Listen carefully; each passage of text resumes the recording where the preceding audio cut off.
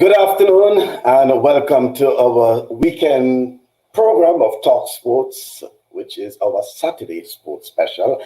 I am Michael Bascom, coming to you live from Minneapolis in Minnesota for another week again. Yes. Yeah. Well, on this week's program, we have a two-part section. The first section will deal with football and particularly with Grenada's recent participation in the group stage of the CONCACAF Gold Cup Tournament.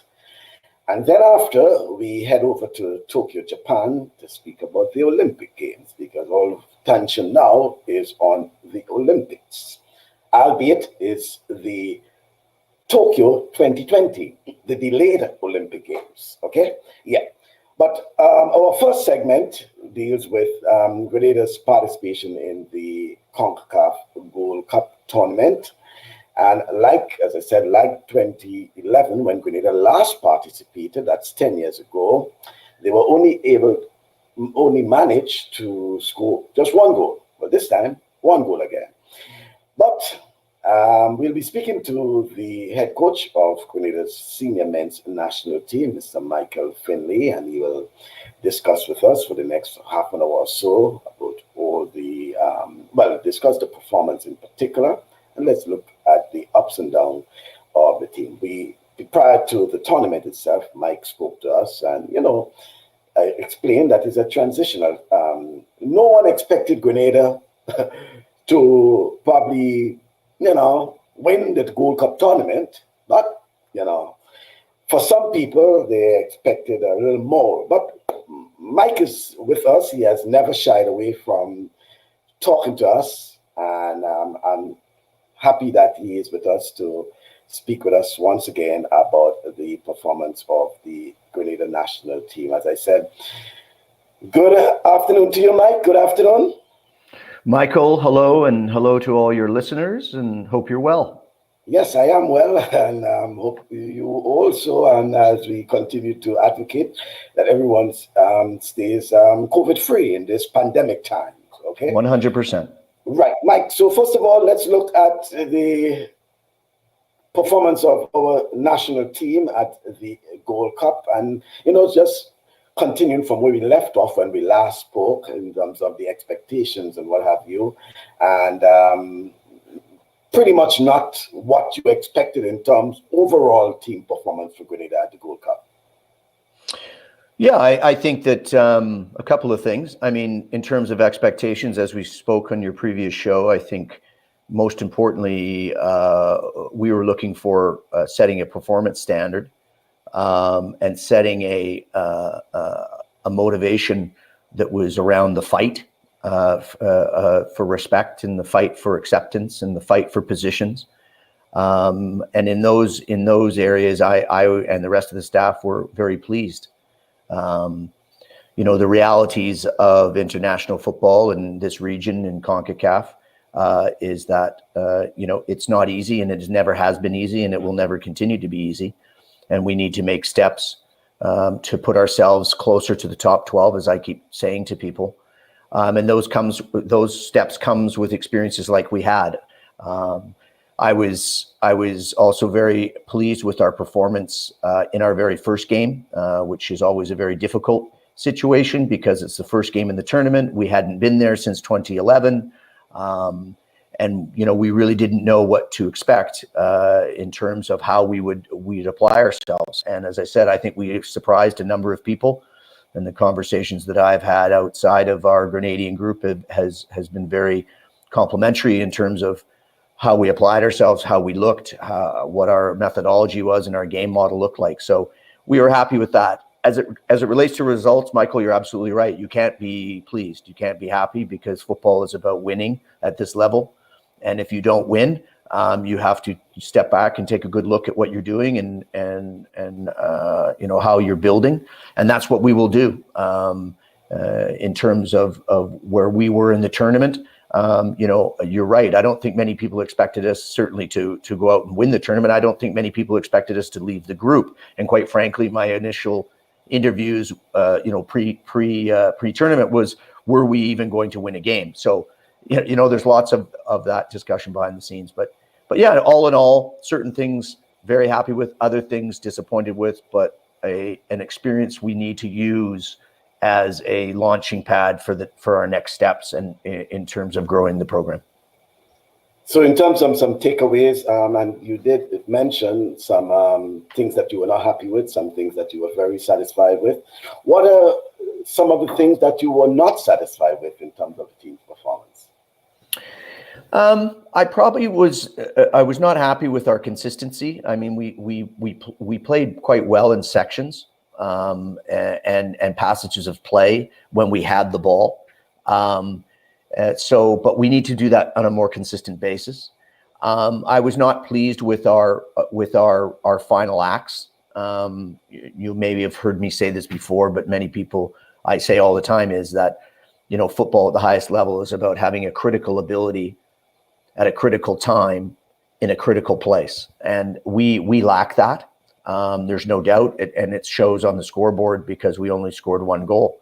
And if you go back and you analyze our performances, you'll see we did create chances, not a lot, but enough that if we were more critical, we probably would have been more successful on that side of it. So we need to focus more on our final acts, going to goal. And we can talk and use words. At the end of the day, we need to score more goals. On the other side of the ball, I wasn't all that happy with at times our collective unit in terms of our defending and using what we had planned. We had sections again that we were very good, but there were other areas that we took a back seat and what I would say playing our back foot, and that wasn't our intention. So I think we need to be higher up the pitch, and I think we need to be more aggressive in our application. That doesn't mean high pressing and chasing and doing that, but that actual individual anticipation, that individual act of aggression to close space, to engage. And again, we don't do that enough on a consistent and regular basis. Those are the things that sort of the staff would have been a little bit disappointed with, and it's just part of our process, part of our growing, and players that are in this program right now, we're setting quite a high standard both on the field and off the field, and it takes focus, it takes commitment, it takes a realization and a belief, and we keep having to promote that, and hopefully we will bear fruit. So do you still have the view that the team is in a transitional stage, or national team, senior team? Yeah, I would say yes. I mean, I think what we've done is we've turned a corner now, where we know how we want to play. We're very specific in behind the scenes exactly what our game model looks like and what we need to do. But now we need to do it more effectively. But we still are transitioning. I think there'll still be evolutions within the squad selection. We definitely will be expanding our long list here in the next couple of months because we're doing a deeper look and deeper analysis of our domestic-based under 20 players, and also our domestic-based group that had been involved. But also externally, any players that are located internationally will be doing, as I say, a deeper analysis of that. So you'll see a growth still in our long list of players, which then ultimately will cause the staff to have challenges in selection, which is ultimately the goal of any coach at the highest level. Is you need to be challenged on your selections. And if you're getting challenged on your selections, you might be doing something correct as it relates to your player ID and recruitment. So I would say, yes, transition is still a word that I would use as we move towards 2022 and prepare for Nations League. Mm-hmm. But on the brighter side of things, there were some moments that you were very satisfied with, even some players you were satisfied with. Let's talk a bit about, the brighter side of things. Yeah, absolutely. I mean, look, I was honored, quite frankly, to be standing there and see the Grenadian team walk out for the first game against Honduras, and seeing the staff and seeing the rest of the players in the technical area, knowing that they were part of something that the country had not been part of since 2011. It gave me great satisfaction and pleasure to see their faces. And see the feeling of being able to put Grenada back in a competition like this. put Grenada back in the map. And whether it be positive or negative, Michael, you've been in this business a long time. It's nice to be in the discussion, and it's nice to be in the dialogue. So if the team is in competitions like this, there must be something going right. So that's a positive. As it relates to the organization part of it, it was another positive to see the work that the staff did around supporting the team. Again, mentioning in our previous interview, it's an all Grenadian staff with a lot of experience as players, but lesser experience as coaches. And they gained an enormous amount of experience in this tournament. And our support staff, our medical, our equipment, our management staff, all of that has been incredibly a positive for us, because what that does is it establishes a standard that will now be able to be shared with organizations and environments below us within the Grenadian thing. So that's another positive. As it relates to players, from the two immediates that come to mind for me, number one would be Romar Frank. Now Romar Frank played a supportive role. He was a substitute in the games, but whenever he came on in the games, he was very effective and applied himself. And most importantly, when you're a sub, you need to be able to affect the game. He did that. And most importantly, again, he came on against Panama, and he scored the goal. And for me, that was an enormous positive, because he's a domestic-based player in Grenada. He's an incredibly positive and energetic and committed individual. So I was super pleased to see him be the one who scored the goal. And I think that his performance was very similar in terms of all of the domestic players. And then the other one that would jump out would be Benjamin Etienne, the young boy that we took with us, youngest boy in the tournament, inexperienced, was thrown into the deep end, quite frankly, and to see how he would swim. And he swam quite well. He struggled at times, as a young boy would in this situation, but very, very positive future, which will help our other age groups, specifically under 20, as he's still eligible for that. We had a third goalkeeper who was under 20, who spent the whole time around the goalkeeping staff and the other goalkeepers, so he can't help but learn. And so those are the type of good news stories in terms of Grenadian football within this tournament. And then I would say that we have undertaken, since I arrived, a very focused naturalization program, where we were looking at players who potentially could represent Grenada, who maybe not be living in Grenada at this moment in time and had relationships through their lineage. And we're up to 6 new naturalized players. And I think, other than Ricardo German, who unfortunately sustained an injury in the pre-camp, I think the other ones were very effective and have shown their ability to help us as a program, and I think they have a bright future with us. Mm-hmm.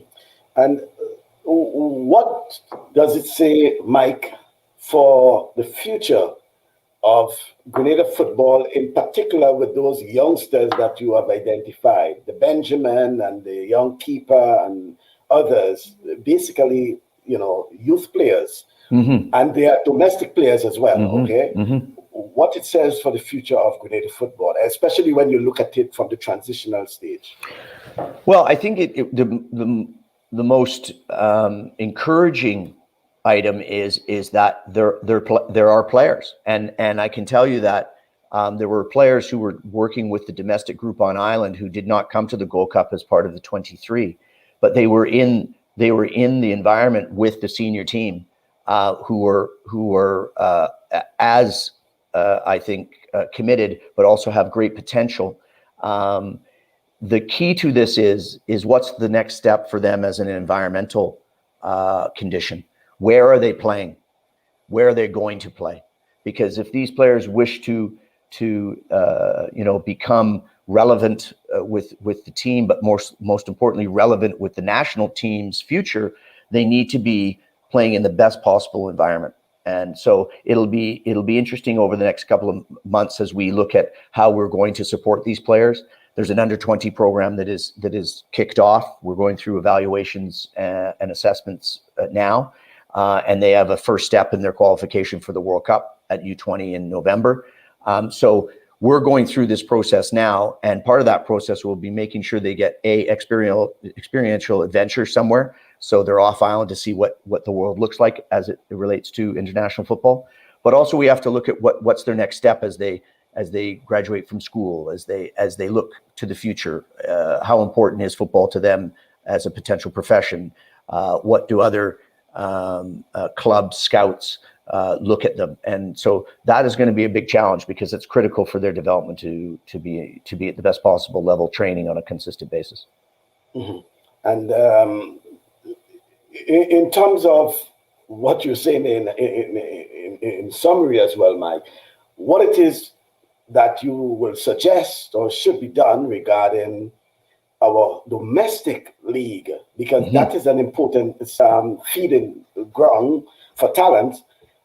Is it something that they need to tweak? Is it something that you would recommend that the FA looks at?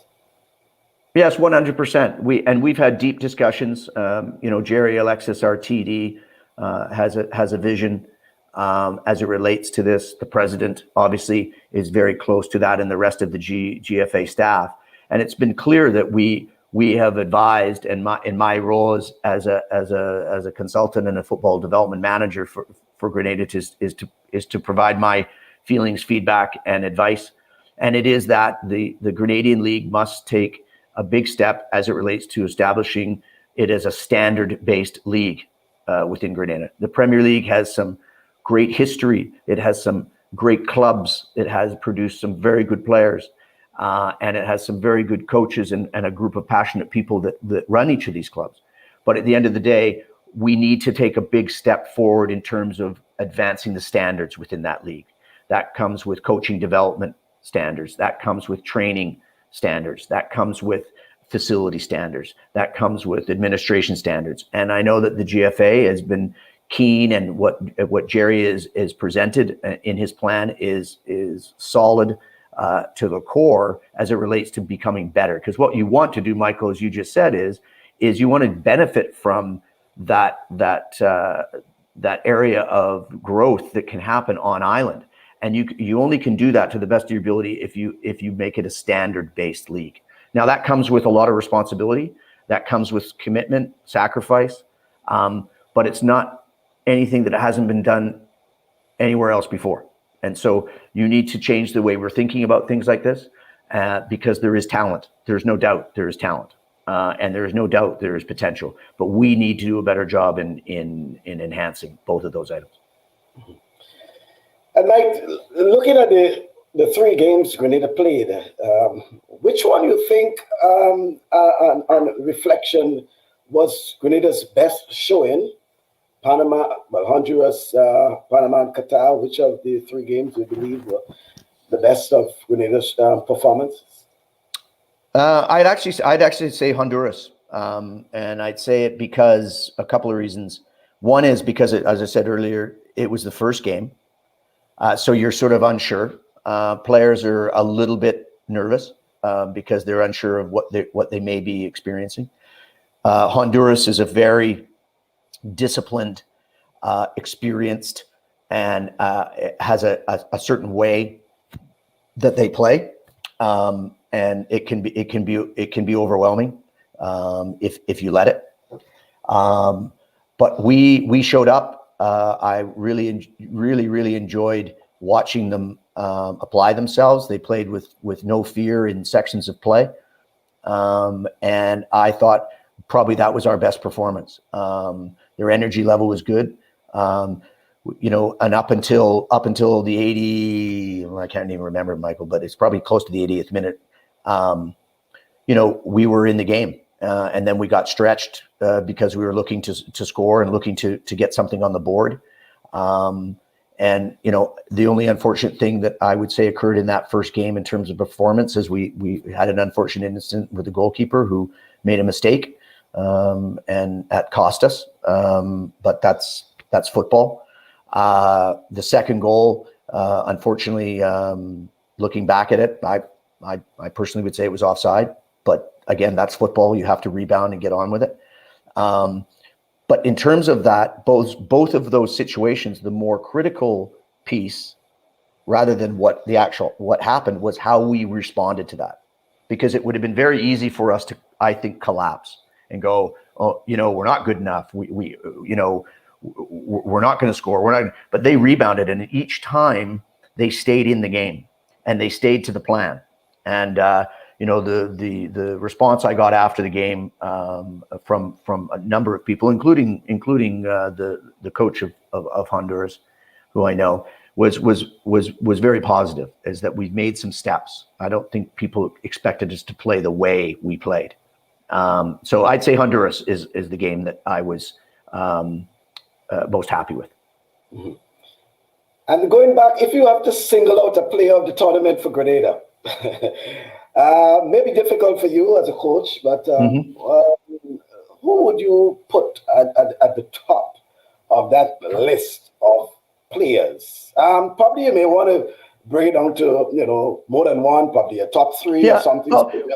You know what I can do? I can do this. First of all, always you're going to applaud the youth, and so I'm certainly going to give a shout out to Benjamin Etienne just for the performance at a very young age. Never been at a competition of this level, and he is in his development. He's a mature boy. And I think he understands that this is a process. It doesn't go to his head. He's going to work hard. But I just enjoyed the fact that he dealt with a very, very stressful situation very well. And it's credit to him and credit to the work and commitment he had. So from a youth side, let's look at him as being the one. In terms of a player that changed us and a player that had great influence on us and how we want to be, I think Oliver Norburn was an incredibly impressive player for us. He brings something that we didn't have in our team or enough of, and that is the ability to control the tempo of the game, to keep us in possession at critical times, and also be able to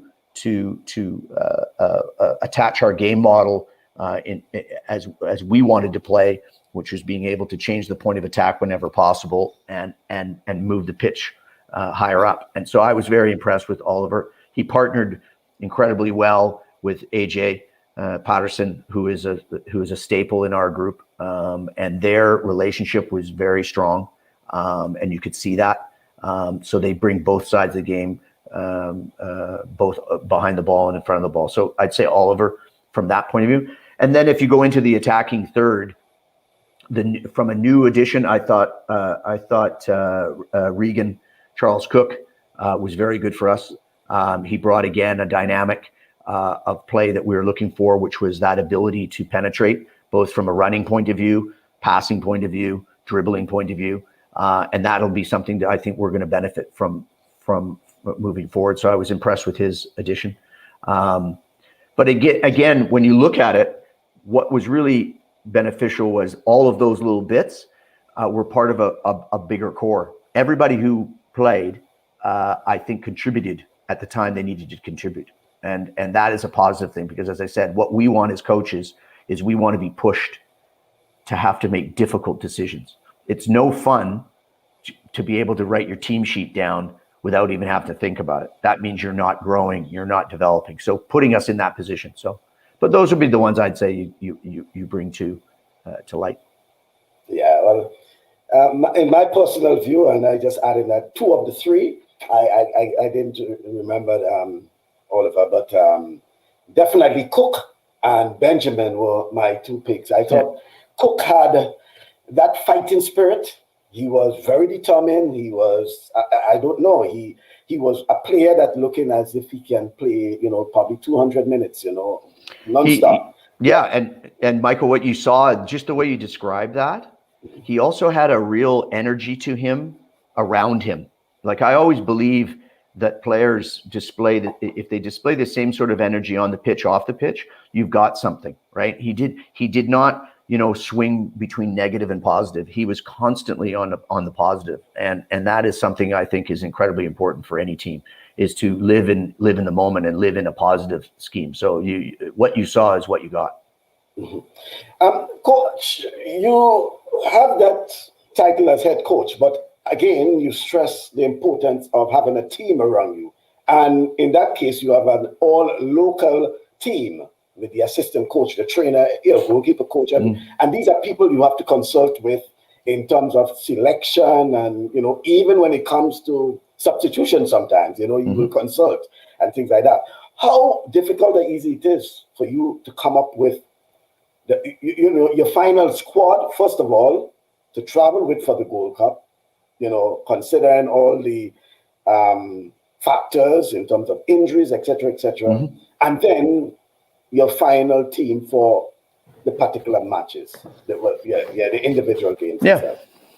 Yeah. I mean, again, and I said it on your previous show, when I first accepted the position, when they approached me, and I went away and did a little bit of research, I made it clear to the president and to the GFA that you needed a Grenadian answer to this long term. It may not be short term, but certainly long term, you need a Grenadian answer. That's the only way that football really is developed. You can bring in consultants, and you can bring in coaches, and you can bring in development people. You can do all of that, and every country in the world does do that. But if you look at it, sooner or later, that education or that advice or that knowledge has to dribble down and be embedded in whoever you are, whether it's club football or national football. So in terms of that, a Grenadian answer was critical.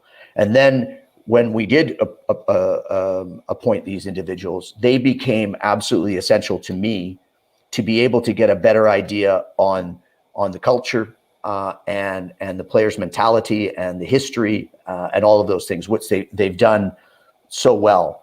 As it relates to selections and the process, I run a very inclusive environment. I want everybody to participate as it relates to player selections within my coaching staff. At the end of the day, yes, maybe I have to make the final decision because I happen to have the word head in front of mine. But at the end of the day, they're coaches, they're intelligent, they're experienced, and they have an opinion. And it's very important for their opinion to be considered in this process. And when we do that, and we sit down and we evaluate and we analyze before either selecting a team or selecting a squad, we look at every part of it, off field, on field, positional, rotations, flexibility, all of those things. And then we make our final decisions as a collective. And then, so we're all on the same page. So when we do get to a competition, we don't have to worry about the part of it. We've already done that. Now what we have to do is about how we apply these pieces to the chess game. So, and that again goes through the exact same process.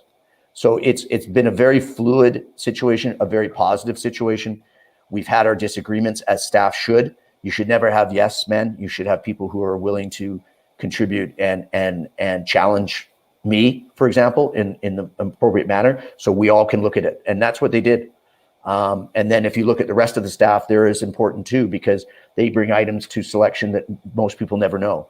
What's happening behind the scenes, what's happening personally, what is the medical staff getting out of players, because, there could be an injury that we didn't know about, and they come to us and say, look, this is what's happening. So if you must have a collective group in that process, and it's very regimented and planned out, but very positive and very happy with it. Mm-hmm. Finally, Coach, the Gold Cup has ended for Grenada. The journey has ended for Grenada, but there's football ahead, the Nations League ahead for Grenada. So tell me what it's like in the immediate future for your national team. Yeah, the next steps really are about debrief and review. We'll spend time now looking at all of our activities in the build-up, during the tournament, the matches, the staff, everything. So there is always a deep review that has to happen. So we first and foremost put the light on ourselves to see what sort of job we did. Did we do the best job we could? And what do we need to do better? And so that's the first steps. Then the next steps will be to discuss with the players individually. We always talk to them from a reporting point of view to make sure they're up to date on what we feel and what we see. As it relates to the program, we're now in the midst of discussing exactly what our next steps are. We have two things that are happening. As I mentioned earlier, a U20 first round of qualifying happens in November. So we're going to spend a lot of time here in the next couple of weeks doing some player identification, evaluation, and selection in terms of the build up to that. And then right now, we're all in our planning phase for the rest of the year and going into 2022, when Nations League will start. It is our goal that we will, from a senior perspective, we need more games like we just had. So the goal will be to play in every FIFA date in 2022, hopefully multiple times in each of the dates. So we gain match experience, and we can continue to work in a finite way on our game model, how we want to play, and testing players and maybe new players, younger players, those types of things, and prepare ourselves for the first games of Nation Leagues, will probably be in the back end of May, June 2022. So the event ended, unfortunately for us, but the journey hasn't. A little bit of a cliche, but it's true. We've got to keep moving forward. And one of the things we've said from the very beginning is we can't work in isolation, and we can't work on just events. We have to work on a group effort on a larger program. So that's what we're going to do. Yeah, I appreciate that. And I want to support you and your team, Mike. And I want to wish you all the best. Thanks very much. Always a pleasure to see you, Michael, and hello to all the great fans of Grenada, and thank you for all those nice notes and support. The players really appreciated it. So you stay well, and we will chat again soon. Certainly. Thank you very much, Mike. Okay. Bye-bye. Then. All Bye-bye. Bye. Bye. Folks, that's Mr. Michael Findlay. He is the coach of Grenada Senior Men's National Team. Now, one footnote. Folks, I do not, after 30-something years in sports, I do not get into public squabble regarding team selection. Whether it's football, cricket, track and field, I have never got into public squabble. Privately, I may talk about that, but publicly, I do not get into public. We'll always have this discussion about whether this player should be selected or that player should be selected, and always after the fact, So I don't, seriously, I don't do that. I don't challenge the decision of these folks who are there as the coach. So I give them the opportunity to speak, right? Too much, we get into too much of this and why this player wasn't selected over that player, and this player is this and this player is best over that player. No, I know you should know me. I don't do that. I allow the coaches and the players and the officials to do the talking, and they will justify why this player was selected over that player. But in terms of challenging why and this, no, I don't get into that. But I do want to wish the Grenada team all the best. As the coach indicated, more football ahead of the team. I'm happy that he's seeing, young talents, and he's advocating for more exposure for these young players in terms of, international appearances, international tournaments, international friendlies, etc. That's only how these players will go in confidence. For me, I thought at some stage it was a lack of confidence, not the ability, not the talent, but to some stage it was a lack of, their ability. So that was the coach, Mr. Michael Findlay. And I want to extend congratulations to the players for their effort, okay? It wasn't what fans expected. I've been around the team, previous Gold Cup tournaments, and I know the sort of, constraints, especially with this time around with all the protocols involved. But I don't want to go into all of, whether team should have done this and do that, and which player is better and which player not good, and things like that. So, we are what we call the armchair spectators. So we watch it on television and we can make all the comments we want. And I'm certain if they put you in their position, you may not be able to make a move. Yes, folks. So that's about it for Mr. Michael Findlay. With his football. We take a short break, and when we come back, we go over to the Olympics to talk some Olympics. Yes, we'll just take a very short break.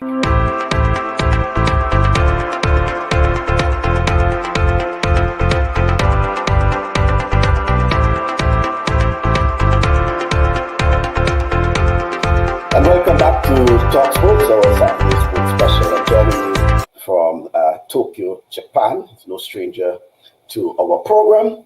He is the president of the Trinidad and Tobago Olympic Committee, Mr. Brian Lewis, who is also the president of the Caribbean Association of National Olympic Committees. And I welcome Mr. Brian Lewis to our program.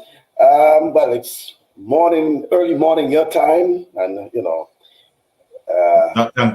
thank you very much for having me, and good morning in some parts of the world to your listeners and viewers, and good night, good early morning. It's 12:40, just around 12:43 a.m. on Saturday, the 26th of July. Well, let's say the 24th. No. See, that's what happened. I'm losing. I'm losing. Yes, yeah. So, but you also on the 25th. You also on the 25th already. You seen the 25th of July, which is, you basically into Sunday morning. We into Saturday. Yeah, that's what I was saying, man. You're setting me up, man. We in Japan, in Tokyo. Here, we on the way to the Sunday morning. Yes, you are. You are. You're waiting for the sun to rise in Tokyo. Well, it's a couple of hours away, but right. Yeah, I got you. Okay, then. So tell me, Mr. Lewis, your arrival in Tokyo, Japan, how it has been. I mean, so many uncertainties regarding the Olympic Games, but now you are there. Tell me what is happening on your arrival. It has been very intense. It's been very stringent and strict. The COVID-19 countermeasures that they have in place, the COVID-19 protocol. So, just the whole journey on leaving Trinidad from 14 days before you had to download the apps, and you had to be filling them in.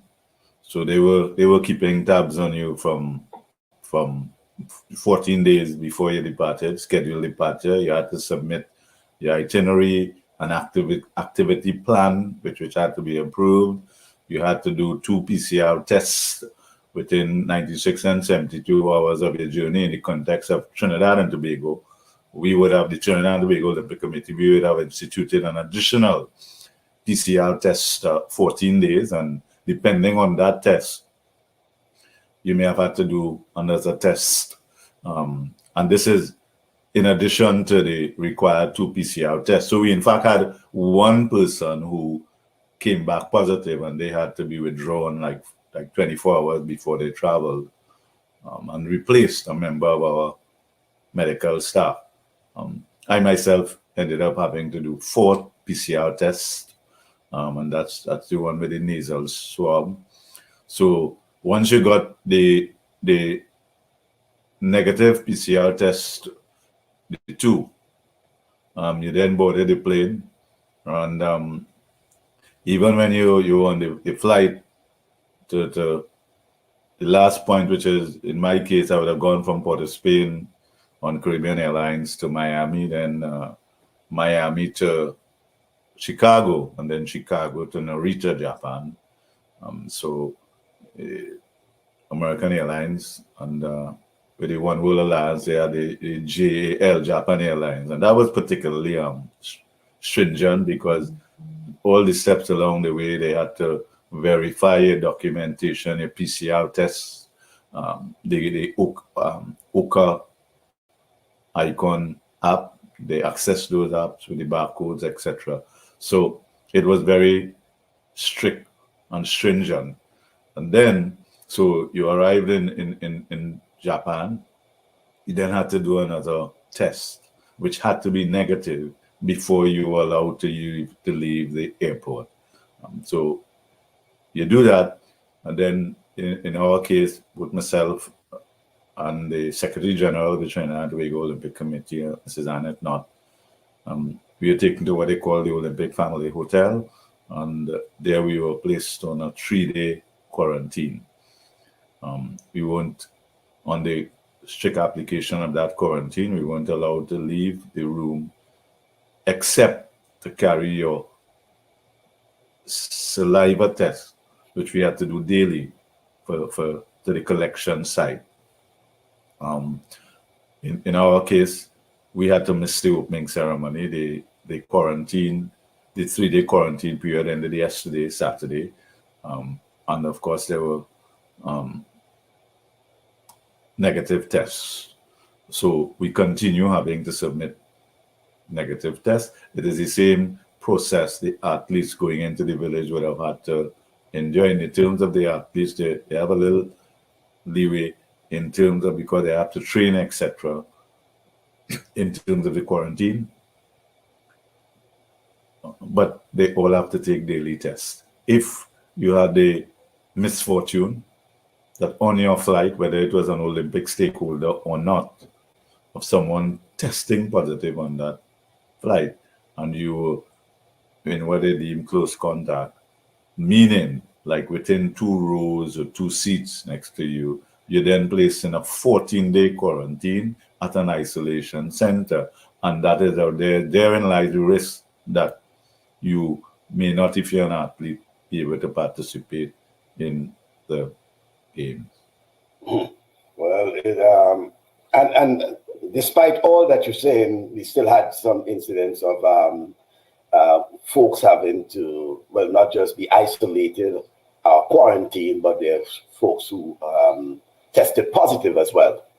Right. So let me make it abundantly clear. I was never, in my capacity as president of the Trinidad and Tobago Olympic Committee and the Caribbean Association of National Olympic Committees,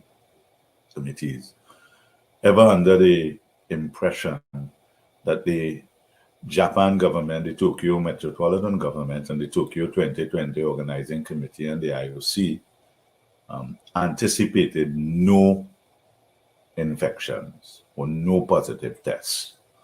That was not their strategy.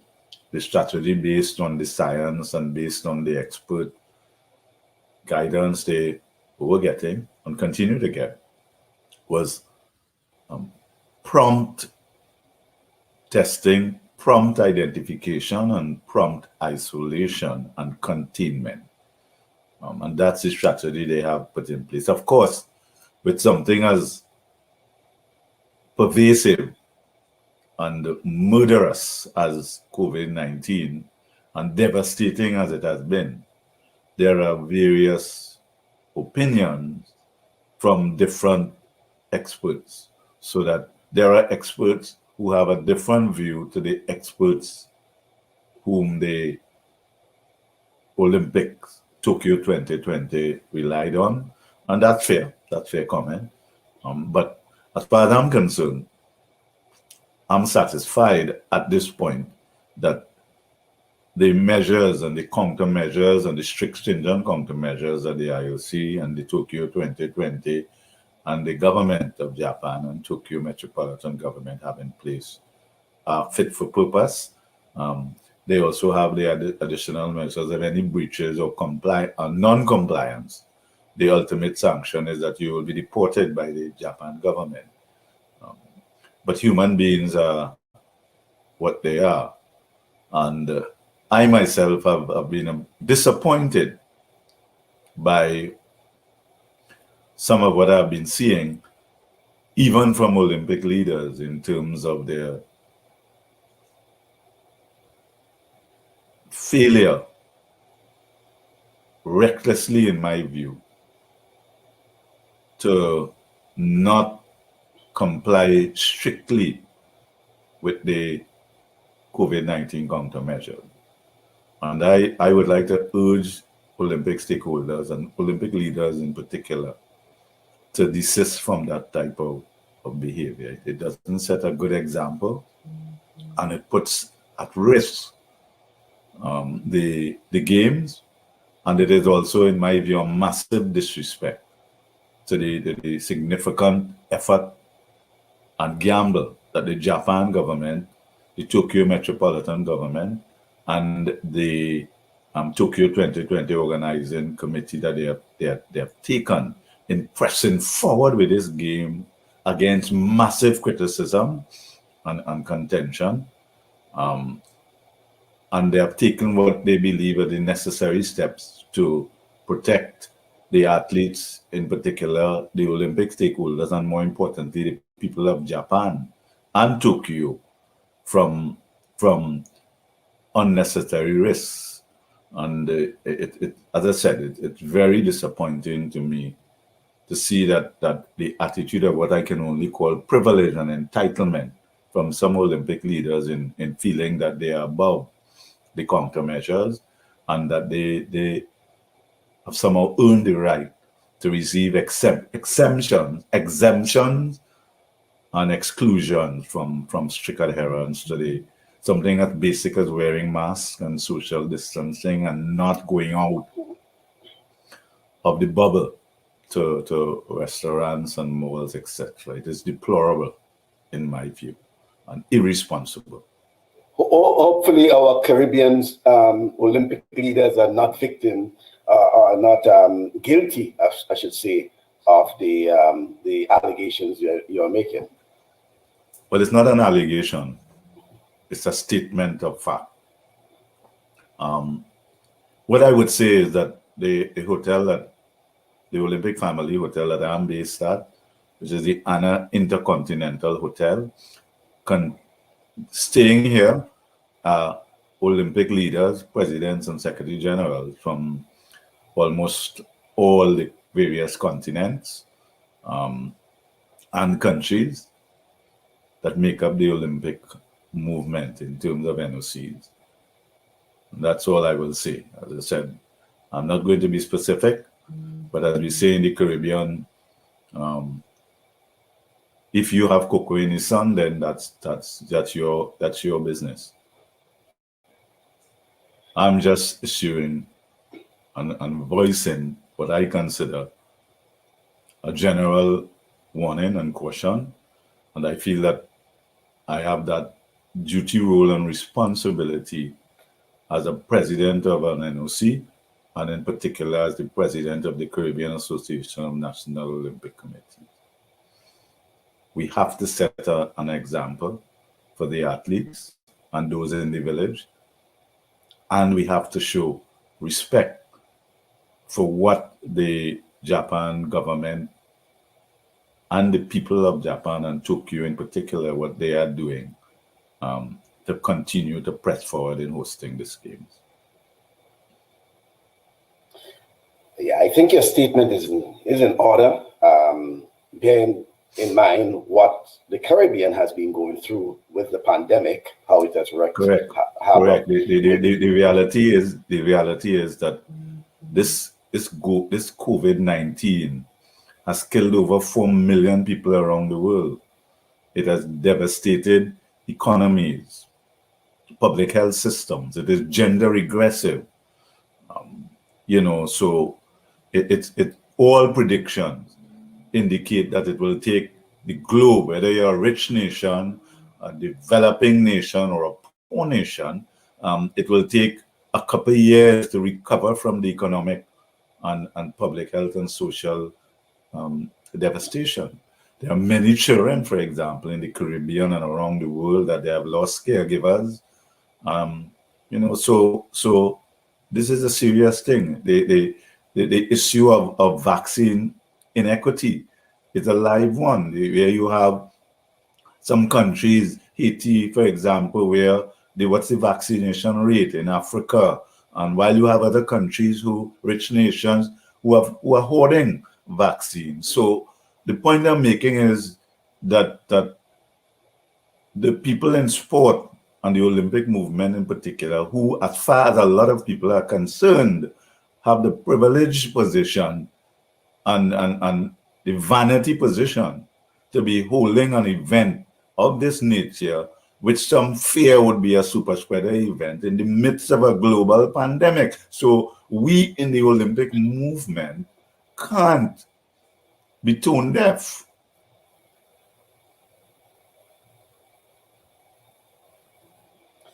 Yes, Mr. Lewis. So getting on to some of the specifics regarding our participation and saying Caribbean participation in the Tokyo 2020, albeit delayed, Olympic Games. Let's first of all start off with your Trinidad and Tobago participation. Your team, all members arrived and ready for participation?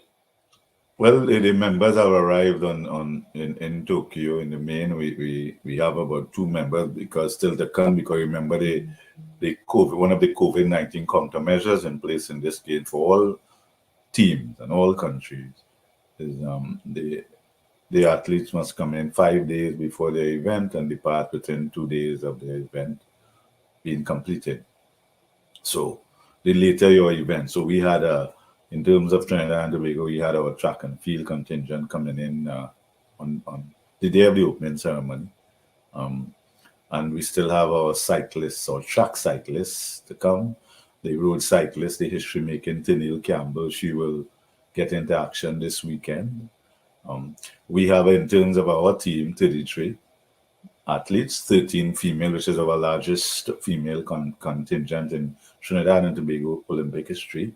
The fact that we are celebrating our 75th year of being established is also significant. And this year, the opening ceremony, we had for the first time in our history a female flag bearer and also someone from Tobago, the island of Tobago, which is the smaller of the two twin island republic. And even that decision, there was some criticism by people who felt that, again, because what has happened in Trinidad and Tobago is that we would usually focus the selection on people who have made a podium at Olympic level. But of course, it is a disturbing fact for us that in our history, in our 19 medals today, 3 gold, 2 actually won and 1 reallocated, we have never had a female stand on the Olympic podium for Trinidad and Tobago. So, the feeling was that we can't use that to continue to perpetuate a less than satisfactory circumstance. So we had Kellyanne Batiste carry the flag. She's also in a 5th Olympic. So very deserving athlete who have served Trinidad and Tobago long and meritoriously. And by extension, the Caribbean. She has carried the flag along with the other athletes, in particular the Jamaican female athletes that have carried the Caribbean flag very high.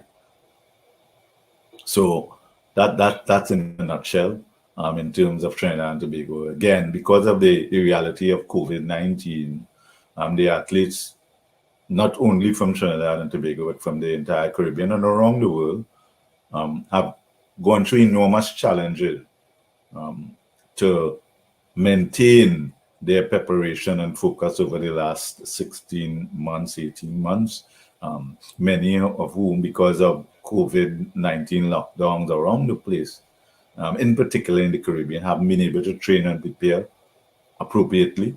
The economic devastation to the economies in the Caribbean have rendered COVID-19 an absolute priority focus for whatever financial resources there have been, and that has been to the detriment of sport, which essentially has been shut down in the Caribbean. So the athletes of the Caribbean and Trinidad and Tobago is no exception, have gone through incredible and tremendous sacrifices.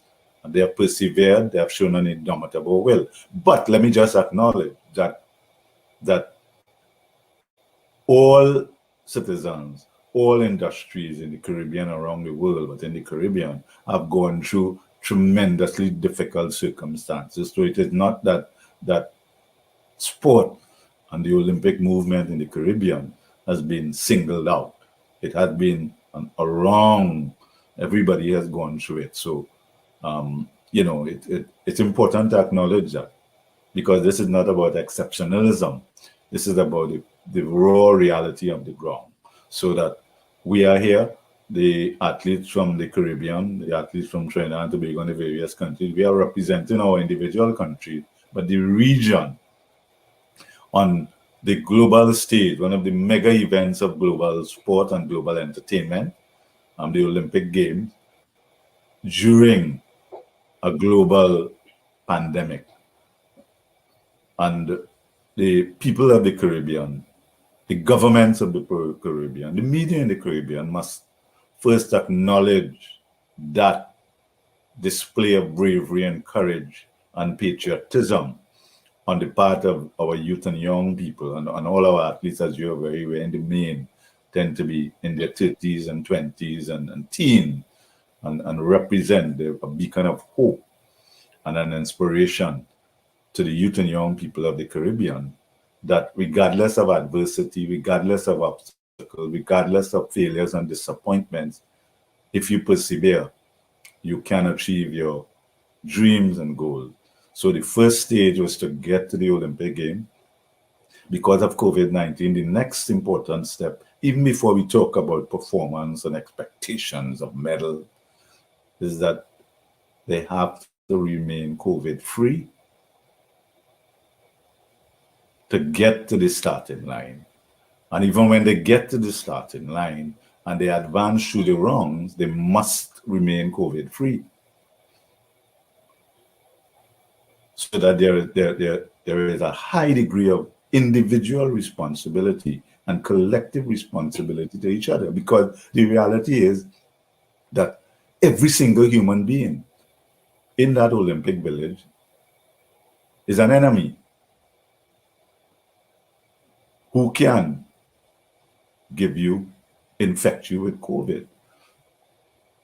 And that's not the easiest of environments to operate in, especially with your teammates, because you don't know who's playing the fool and who is not adhering, and who, either for mental health reasons or everything, have lost some focus, lost a little discipline. And that is how demanding this environment is, and the reality of COVID-19, which has only one objective, I've said so continuously, and that is to kill. Yeah, well, and your point is well taken in the context of not so much a focus on medals this time around, barring the circumstances. Obviously, I wanted to ask you about commenting on what Caribbean legends, I should say, in Usain Bolt and Arthur Bolden had to say regarding their level of optimism regarding Caribbean, sprint hopes, I should say, knowing for a fact that the Caribbean depend a lot on athletics to an extent in terms of medals at the Olympic Games in particular, led by the Jamaicans, Trinidad and Tobago, etc., etc. But there is another point I want you to comment on as one who has been a leading activist in sports, especially in terms of voicing for the Caribbean. And a recent comment by the IOC Vice President Anita de France of the USA, cautioning Olympic athletes not to protest on the Olympic podium. And I recall a few months ago, you made some points regarding, the level of activism by athletes and officials, and the need for them to speak out as well. Arthur Bolden had some similar comments as well. Do you think Anita de France's statement is out of order in this context? Let me answer your question this way. First off, Rule 50, which is a legacy of Avery Brundage, was instituted and came about to firmly suppress the Black Power salute, which 1968 and 1972, when Vince Matthews in 1972 and Wayne Collett took a particular stance. To this day, they have the Olympic ban, lifetime Olympic ban, remains in force. The iconic Black Power salute of John Carlos, Tommy Smith, and Norman from Australia. Norman, they all paid a tremendous price, being ostracized, but Norman in particular from Australia. So the history and non-redacted access to the IOC, International Olympic Committee minutes at that time, will prove conclusively what was the intent and motivation of Rule 50, firmly suppressed. So that's not a footnote on history. That's an unassailable fact for anyone who is genuinely interested in getting to the bottom of it. I could be proven wrong, but that is what my research has found, and I'm not doing this within the last few months and jumping on a bandwagon. So that's the starting point for any conversation in the context of Rule 50, 50.2 to be exact. Anita de France is someone who is well respected, and she will continue to be well respected. She's entitled to her opinion. I saw the article myself, and she even made some statements to the effect that I don't know if she was misquoted or taken out of context or accurately reported on that the actions taken by John Smith and by Tommy Smith and John Carlos and Norman did not make one iota of difference. If that is her perspective on history as an Afro-American, then that's her opinion. I have no view on her opinion other than I respect her right to express her opinion. And I also say the same thing about Usain Bolt and Ato Bolden. It's important to also acknowledge that all of these three individuals are in different phases of their life cycle. So having moved from the competitive cauldron, they have gone on to other phases in their life. Anita de France has gone through the mill in the IOC, the institution that is the IOC. She has had her knocks. I mean, she contested for the presidency. She didn't get through. There was a view of some that she had been sidelined, and she came back. She has remained. There may be some who feel that she has become part of the institution now and groupthink. Usain Bolt and Ato Bolden are now at the phase of their life where there are commentators and opinions and pundits, and that's their role. That's their right. I'm confident that when they were in their competitive phases of their careers, as young men, in particular young Afro-Caribbean men, seeking to use their God-given talent and potential to move up in life, to make a difference, to make something of themselves, that they would have felt particularly disappointed and taken aback and discouraged by similar utterances coming from individuals that they may have looked up to and respected and aspire to become as young Afro-Caribbean athletes.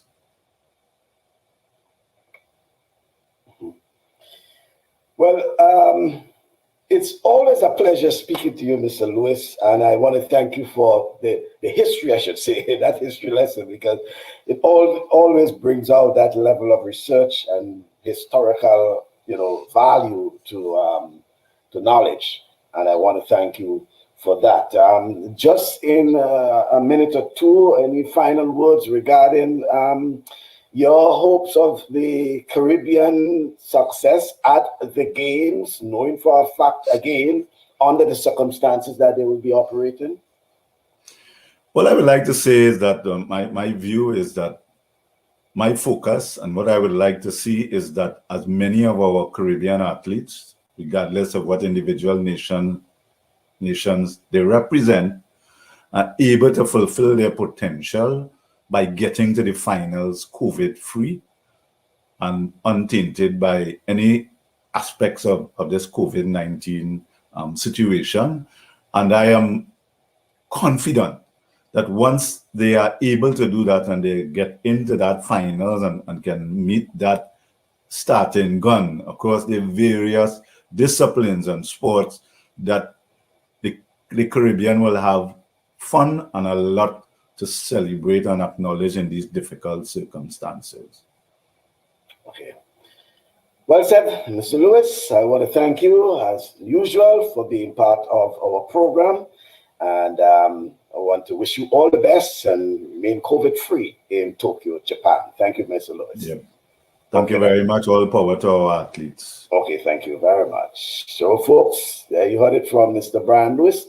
He's the president of Trinidad and Tobago Olympic Committee, also the president of the Caribbean Association of National Olympic Committees. He is in Tokyo, Japan. A very strong statement from Mr. Lewis regarding the adherence to the protocols. And he is one who does not, I can tell you, and you can refer to previous programs, one who does not, mix words, okay? He stands by his words. So that's why sometimes you'll find he takes his time to say certain things, because he wants to make sure that what he's saying is based on, as he says, factual statements, okay? Thank you once again, folks. I want to wish you all the best, and continue enjoying the weekend. Lots of sports, the Olympic Games, CONCACAF Gold Cup, and, all sporting actions in place around the world. Do enjoy, stay safe as usual, and I will be talking to you again on Thursday for another program. I'm Michael Bascom, and good evening.